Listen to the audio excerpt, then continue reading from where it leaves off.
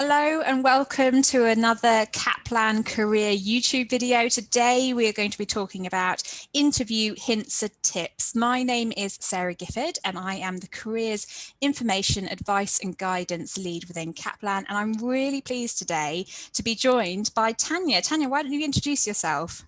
Hi, thanks Sarah. My name is Tanya Widder. I work as recruitment coordinator for Kaplan, recruiting for apprenticeship positions. And today I'm here to talk about interview hints and tips for apprenticeship roles and also tips for virtual interviews. Brilliant. Let's get started. Okay, so today we will cover preparing for an interview, questions that may be asked in an interview, competency-based questions, virtual interviews, and tips to remember for an interview. So first of all, preparing for an interview. So when you get invited to an interview, remember preparation is key. This is an opportunity for you to showcase yourself to the employer. So first of all, find out what the interview will involve. Will this be competency-based? Will it be a general chat around your skills and experience? Will there be any tests or anything to complete? So plan your journey or your virtual surroundings and what you will wear to the interview. If you're attending a face-to-face interview, make sure you plan your journey ahead of time. Remember that you could be attending the interview in rush hour traffic, therefore make sure you allow plenty of time for this. And when I've gone for interviews in the past, I've sometimes commuted to the location, so I know how long it will take, and also so I know where the building is, so I'm not flustered on the day. That's a good tip. Yeah, and also make sure that you're dressed appropriately for the interview in business attire. If it's a virtual interview, make sure your surroundings are suitable, so you've got no distractions, you've got no animals or anything running around, or you've not got on the TV on in the background, so just make sure you're in a nice quiet space. Understand the job role and the qualification that you'll be studying, so make sure you're familiar with the job role and the duties. If you're unsure of the duties, you can also always put these into Google and find out more information about what they'll involve. And as you're applying for an apprenticeship role, always look at the qualification and research the qualification. So research the company. Look on the company website and do some research into the company background. And prepare your answers. So do lots of preparation before.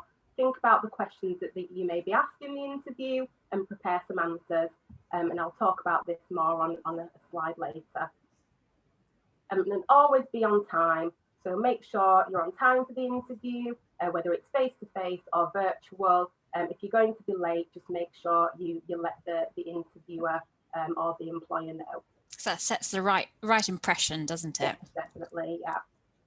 And so next of all, so questions that you may be asked in an interview. So you can think about the questions that you may be asked for the interview. First of all, you'll tell the interviewer a little bit about yourself when you're in the interview, and this is an opportunity for you to tell them your current situation. Are you currently studying for your GCSEs or your A-levels? Do you have a part-time job?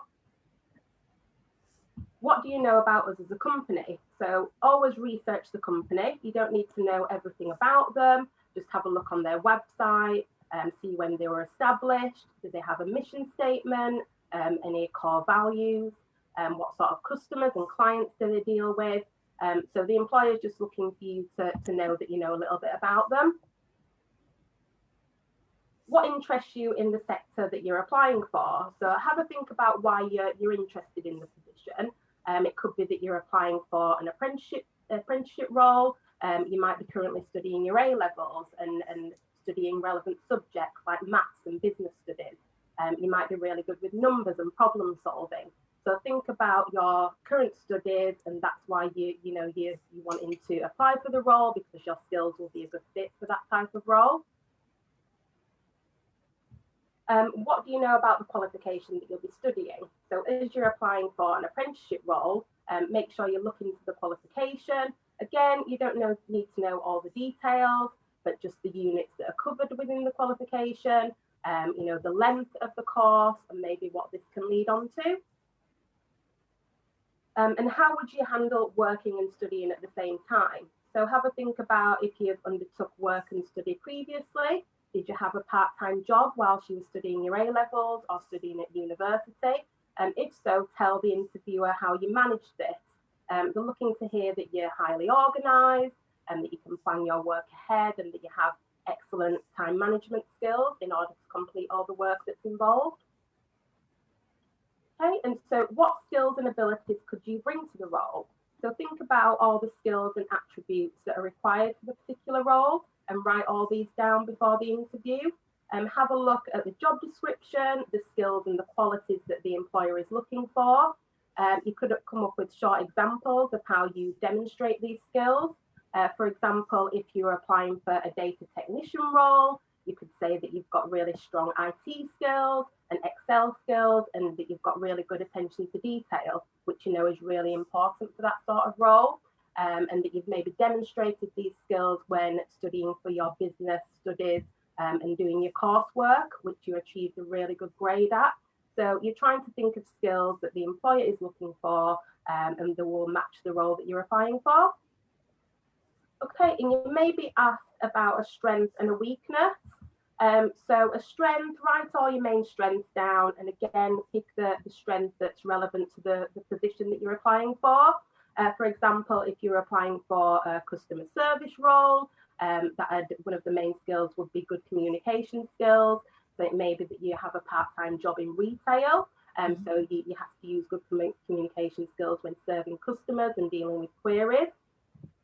And also think about a weakness, and I know some people struggle with weaknesses, so this isn't something that you're really bad at, so don't say that you're always late or you've not really got good time management skills. Think of it as something that you want to work on and want to improve on. And so, for instance, I would probably say that I'm not really, one of my weaknesses is standing up in front of a group of people and presenting. But it's something that I really want to work on. So try and turn it into a positive and something that you can build on. Just like you're doing now, Tanya. Yes, exactly. Fantastic. Okay, and so competency-based questions. So a competency-based interview is when you're asked to give examples that demonstrate your skills and experience, also called behavioural or situational questions, and they're generally done at first interviews. So the interviewer wants to understand how you work as a person and how you would fit into their company and the job that you've applied for. And remember, the employer has never met you before, so they know nothing about you apart from what they've maybe seen on your CV. So this is a way of how they can get to know you by asking these questions. So again, if you write down all the information, ideas about questions that they may ask, and look at the job description and the types of skills and qualities that they're looking for. So for example, it could be things like attention to detail, team working skills, working to deadlines, and when you've maybe come up against a challenging situation. So think of some situations that relate to some of these skills. They could be from education or from work or hobbies or interests. And Tanya, at the moment, a lot of people might be quite nervous around that if things have changed and their school life or routine has changed, or perhaps they haven't been able to get work experience. What do you say to those people? Yeah, so don't worry about that. It may be that you have done some voluntary work, or you've maybe helped some, a family member out, or maybe took part in some charity events. So I think any experience is relevant. So just draw from those experiences. Brilliant. Okay, and so competency-based questions, think of them as like telling a mini story. So it needs to have a beginning, a middle, and an end. So the beginning is about setting the scene, what you did, was it during your A-levels or during work, what the situation was, and what information were you given, and what responsibilities did you have within this. And so in the middle, it's the main part of the story. So what did you do in this situation or task? What was the process? How did you communicate as a group and organise yourselves? And did you face any challenges, and how did you overcome these? And then the end is the conclusion. So what was the outcome? Did you achieve your goal? Were you successful? What did you learn from this? And would you do anything differently next time? So an example of this would be, so if you were working, wanting to give an example of team working skills, you could say that during my final year of GCSE business studies, we were given a project to complete. We were asked to come up with a new app and present this to our classmates. So after we'd come up with the app, the overview of the app, we were assigned different areas and responsibilities for each person. I was responsible for the marketing aspect of the app, so I had to communicate with each team member in regards to design and finance. We could say that we faced some challenges within the group. Our roles weren't clear at the start, which delayed the process. But after we communicated more clearly with each other and we worked extra hours to ensure the project stayed on track, we were able to present our work and achieved a really good overall grade. So it's just about telling a short story and that you go through the process. Yeah, that's really good, because it doesn't take too much time to tell that, does it? It's kind of quite concise. Yes, just make sure it's quite concise and that you're not waffling on. Maybe it's 2 to 3 minutes in length. So yeah, once you have written some examples down, and as you said, Sarah, make sure it's relevant. Make sure when you're in the interview, understand what the interviewer is asking you, and pick an example that's most relevant for the question and that you've prepared for. Okay, and so detail, you need to include every bit of detail so the interviewer understands the full picture. And remember, the interviewer only knows what you tell them, so make sure you don't miss anything out. And again, be clear, don't jump from the beginning to the end. If you're unsure of what you're saying, the interviewer is likely to be unsure either. Okay, and so be concise, keep it short, try not to sort of go off on a tangent, don't try to let the story run away with you. You want to get your point across, but make sure it's around 2 to 3 minutes in length. And so once you've got some examples written down, you can practice saying them out loud. You can also ask some friends and family to help and practice in front of them to give you some feedback. And another really good tip might be to record yourself so that you can watch back, what you look like and how you come across. Yes, definitely. And, any points of what you need to work on and change next time. Okay, and so virtual interviews, as you all know, that virtual interviews are now becoming the norm, but there are a few things that you need to check before. So generally, you can log on before the interview to make sure that software is compatible with the equipment that you're using. It's always best to try and complete a virtual interview on a computer, a laptop, or a Chromebook.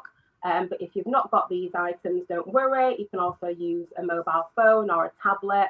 Just make sure that it's propped up properly so it won't fall down during the interview. And so just make sure that you have your camera and microphone switched on. So make sure your volume is really high so you can hear everything clearly.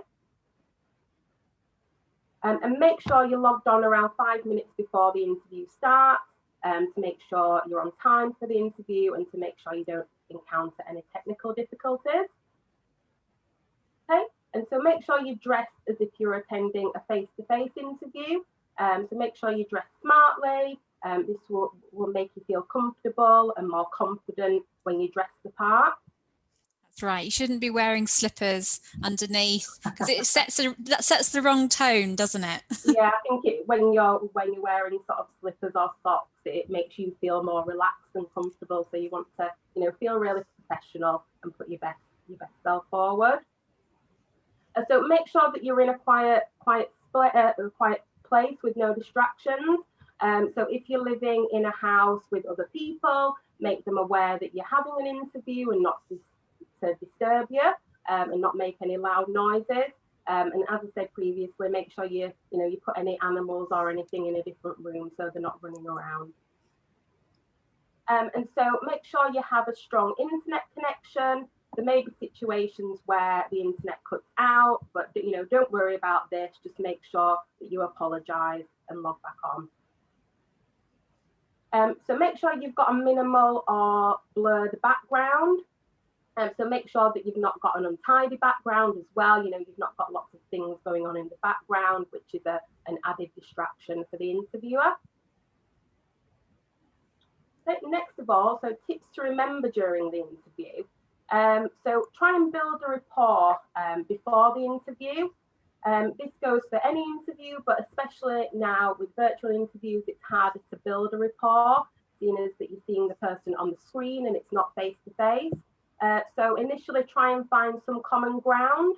It may be that you can see in the background that the interviewer's got lots of books, so ask them what they're reading and talk about what you've been reading, or just talk about something simple like the weather, just anything to get a conversation going and to sort of relax any nerves before the actual interview. That's a great tip. And you can have a notepad or pen at hand, as well as any interview sort of tips and notes. In a first face-to-face interview, you can write, the questions down that you want to ask afterwards. And also the best thing about a virtual interview is that you could have maybe some sticky notes at the side of your screen on your computer, or some notes on screen with bullet points to prompt you.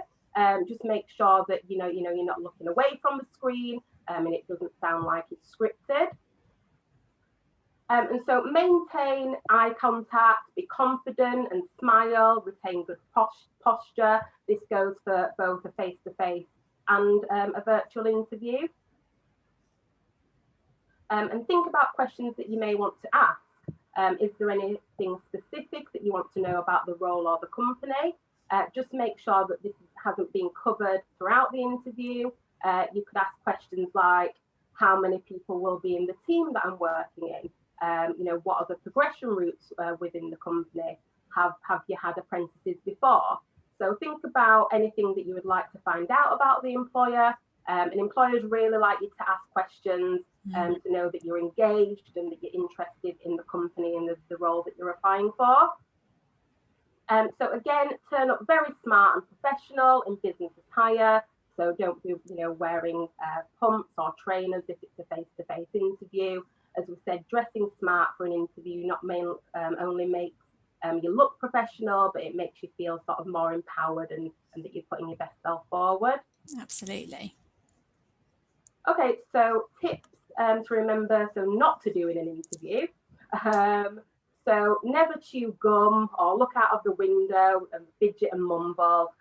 Look really engaged at all times and speak as slowly and clearly and as confidently as possible. And so don't worry about nerves. Everybody gets nervous before an interview. So as long as you can control these, which is by being well prepared for the interview, you'll be absolutely fine. If you do feel yourself getting nervous, ask the interview if you can have a few seconds to think about the question. You ask them to repeat the question, and this will give you enough time to calm yourself and to steady your nerves. Okay, so never turn up late or cancel without telling the recruiter or the employer. It's common courtesy and it's really professional to let them know. Okay, so finally, my top 5 tips for a successful interview. So remember, knowledge equals confidence. So the more you know about the interview in advance and the more that you prepare, the better you will feel. So just remember that preparation is key. Okay, and so sell yourself. Tell yourself that you're great for the role. That it's a great start to your career. Show the employer the reasons for wanting to hire you, and just make sure that you're really enthusiastic and this comes across in the interview. So develop a connection with the interviewer and research the company. As mentioned previously, it's really important to build a rapport with the interviewer, try and find some common ground so the interviewer remembers you afterwards. It's also important if you can find out the interviewer's name and maybe use this at the beginning and at the end of the interview. That's a great tip. Yeah. And again, it's really important that you research the company and tell them as much information, that you found out. So it sounds like you're really interested and engaged in the role. And so have some questions that you would like to ask. So as we said, employers love you to ask questions. It really shows them that you're really interested in the role and that you would like to work for them. Okay, and be on time for the interview. And if you're not, if you can definitely let the employer or recruiter know if you need to cancel or you're going to be late. Never don't show up for an interview without letting the employer or recruiter know. This is really unprofessional, and if it may be that you want to apply for a role with the company in the future, so you don't want to leave a bad impression. That's right. And even if, you know, things happen all the time, and even if something unexpected happens, the earlier you can tell the employer or the recruiter, that's the key, isn't it? The earliest time you can tell them is important. Yeah, great stuff. And just also remember that you're being interviewed for a role and you have to create a good impression, but so does the employer. The role needs to be right for you, and vice versa. So just remember, it's a two-way process, and yeah. Fantastic. Thank you so much, Tanya. Thank you. So I think we've got some really good tips there, particularly looking at preparing for interview. That's going to be absolutely key. We're going to leave some resource links in the description below this YouTube video, but please do get in touch with us if you have any more questions. Thank you.